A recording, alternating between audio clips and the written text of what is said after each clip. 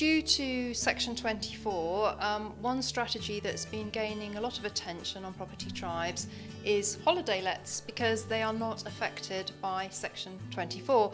And I'm a great believer, Ray, that if you've built up a solid cash-flowing single occupancy buy-to-let portfolio, that holiday lets are well worth considering, even more so now that they're not affected by Section 24. But we want to talk about the finance of holiday lets. Now, typically, Ray, I'm joined by Ray from our finance partner, John Charcol. Typically, there haven't been a great many sort of holiday let lenders in the space, have there? And there still aren't.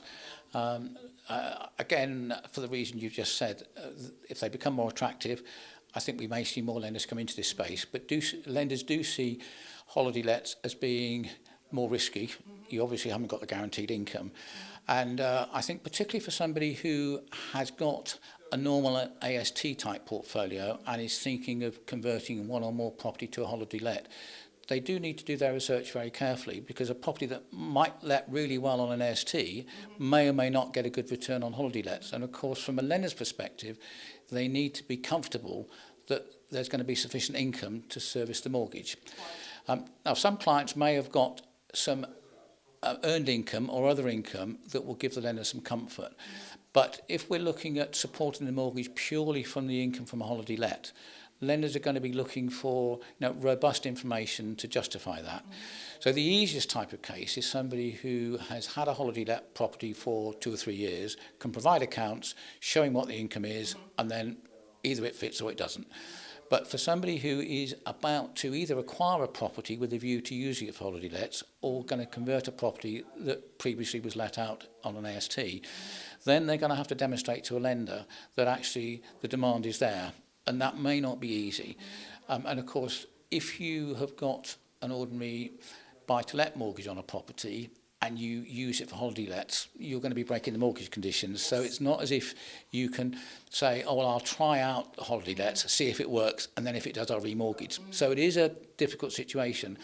And I think for a lot of clients, it will be challenging to prove to a lender's satisfaction that the rental income is going to be there. Now, clearly, if you're in certain areas like seaside towns, it's going to be easier.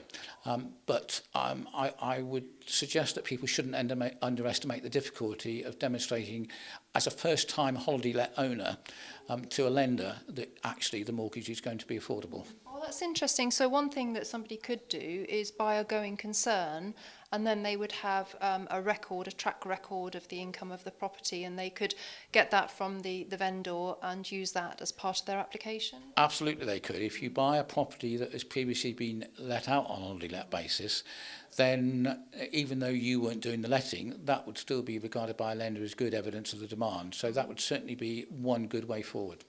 Excellent. Well, that's something I've learned today. Very interesting. Rates and loan to values, how do they compare to buy to let? Well, loan to values generally will be lower and rates will tend to be higher. So on the basis that a lender will see this as a more risky proposition, they're going to charge accordingly. Now, having said that, of course, the longer somebody has been in the market and have been able to demonstrate that this is a business, because it's even more of a business than ordinary buy-to-let, that they can run satisfactorily, then they may well be able to negotiate cheaper rates. So although most of the lenders in this market will have standard rates as they would for ordinary buy-to-let, particularly somebody who's perhaps got a portfolio of several holiday lets, then one can start to negotiate with lenders, maybe with their commercial arm rather than their normal residential arm. And the stronger the quality of the accounts, the better the deal you're going to get. And of course, the lower the LTV you're looking for, the better deal you're going to be able to get as well. So am I right in thinking, Ray, that with holiday lets, the lender would also very much be looking at the prospective borrower's income as well, outside of what the holiday let might achieve? Well, that can certainly be a way of actually getting you where you need to be. So take an extreme example, somebody who's starting off from scratch in the business, but actually has got a good earned income, a relatively small residential mortgage, so actually their earned income could be available to support the holiday let mortgage.